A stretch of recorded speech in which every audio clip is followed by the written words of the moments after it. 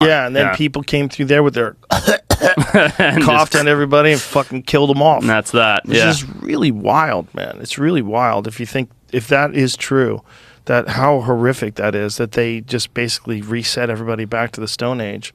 And if you think about, has that happened before and will it happen again? Yeah. You know, I remember distinctly thinking, well, at first, I think might have told you this story. When COVID hit, I was in Indonesia and I was like, this is stupid. It's like bird flu. It'll all be over in 10 days. And boy, was I wrong. Yeah. But I remember shortly after that distinctly thinking like this might be the beginning of the collapse, right? Like this could be where human population collapses. Like this is the plague that the planet has been waiting for. This is this generation of smallpox. But it obviously, science and medicine overcame that at too fast of a rate. And it really wasn't that lethal. But well, it wasn't. It was the fact that it wasn't lethal. Right. Even if science and medicine didn't do anything, it wasn't going to kill everybody off. True. But I remember thinking, because there was a lot of hysteria around it. You know, I remember thinking maybe this is it. But I guess my point being, do you think that that's going to happen again? It certainly could. Yeah. I mean, it has before. It probably will again. I mean, I was scared of it too. In March of 2020, I thought, oh my God, it's going down. Right. When they were shutting the country down. Totally. Like, Jesus Christ, we're living in a movie. Everything, right? You couldn't go into a hospital. You couldn't, like, visit a grocery. Like, everything. It felt like the whole world was collapsing. The problem is there was an irresponsible level of fear that was promoted by the media, because the media has an interest in getting you to pay attention to what they're saying. And that irresponsible level of fear, the problem with that is, like, even if they know what they're doing, they know that it's propaganda, people get sucked in. Right. And then they get scared forever. And if you don't ever give them good data and you're always exaggerating the threat and exaggerating the death number and Dr. Lena Wen, who was like the biggest proponent of, you know, shut everything down, shame the unvaccinated, cast them out of society, all that. Now she's saying that she had a recent article where she said they overestimated the amount of people that actually died from COVID. And I think she said the real number is about 30% of what they're claiming. Oh, you're kidding. Oh, wow. Because when you die of COVID, if you also have cancer, if you're dying of something else, but you test positive for COVID, they call it a COVID death. They call it a COVID death. Yes. I remember reading that. Like, even accidents and even people that, like, because there was a financial incentive. Yeah. Which is part of the problem. Dr. Lena Wen slammed after admitted there's been an overcounting of COVID deaths 2.5 years late. Wen claimed the actual COVID-19 death could be only 30% of what's currently reported.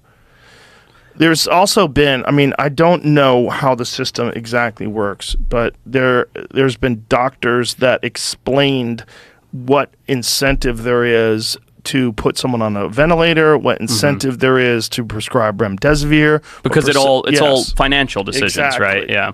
Because of the emergency use authorization, because of the pandemic, there's all these. And when you have money involved, things get fucking squirrely. Always. They get real weird. And Always. And then I didn't realize, like, I'm so ignorant. I didn't know that most hospitals, or a large number of hospitals, are privately owned. They're businesses. Yeah. I was like, what? Yeah, you're like, wait a minute. I thought, like, where's this money coming from? Something that, like, the government funds so that we all take care of each other. Not here, not in this country. No. Yeah, and then you have the fact that pharmaceutical companies are responsible for 75% of the ads on television. Really? Yes. 75%? 75% of the ads on television. We're one of two countries on Earth that allows pharmaceutical companies to advertise. I had no idea. The other one is New Zealand, and they're far more restrictive than we are. And so you have, like, so much financial incentive. and then and we lost people in terms of, like, losing their mind and their anxiety that never came back. Yeah. Like, I just saw an article today about how I think it's time to mask up at award shows again.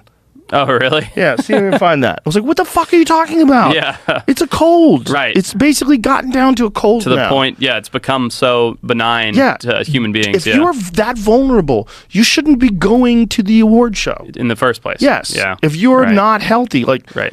And also... Right. Just make smart choices, right? Protect yourself. Stay back. Like, and there's still, after all these years, still no, like, encouraging people to take vitamin D. No encouraging people to lose weight. No encouraging people to take care of their overall metabolic health so that they'll have a more robust immune system and they can survive these things. No. Nope. Nothing. Nothing. Nope. No, Almost the opposite. I would Yeah. say junk food's more prevalent than ever and pushing, that whole. I mean, yeah. fucking Lucky Charms, right? Yeah, the Lucky Charms thing. It might be time to mask up at award show. It might be time to stop your fucking award shows. How about that? Nobody likes them. You guys like them. We don't even like them. We watch them because there's nothing else on. The kind of people that really like award shows, they wish they were there. I wish makes I sense. was getting that award. I don't think, do they even televise them anymore? I don't Some even of them. see them anymore. I mean, they tell us the Oscars. Yeah. Well, I mean, I remember when that was like a big thing. Like you sit around and watch the Oscars. Like I don't think Yeah. I even heard the last time there was an Oscars. Yeah. You heard when Will Smith slapped Chris Rock. I did see that. That's it. Yeah, I did see that. That was the last fucking dying breath of the Oscars, I think. Yeah. And it can't be so interesting. about that stuff.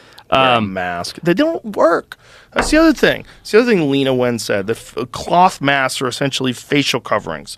Like, she didn't say that at the beginning of the pandemic, but she said it recently. Interesting. On CNN, they're like, Oh, they must have been very upset. what? Yeah. Well, I think she's realizing that her reputation is at stake. I see. And she's got to actually report real facts. Yeah. And so that, like, and also the writing on the wall. Like, when we're looking back at this from 5 years from now or 10 years from now, we're looking at adverse reactions and we're looking at all these different things and what we did to kids, how we stunted their development by masking everybody and keeping them at home. The whole thing's nuts, and it was a very mild pandemic in terms of like the Spanish what it could have flu been. and the Black Plague and the horrific pandemics of the past. Right. Yeah, very true.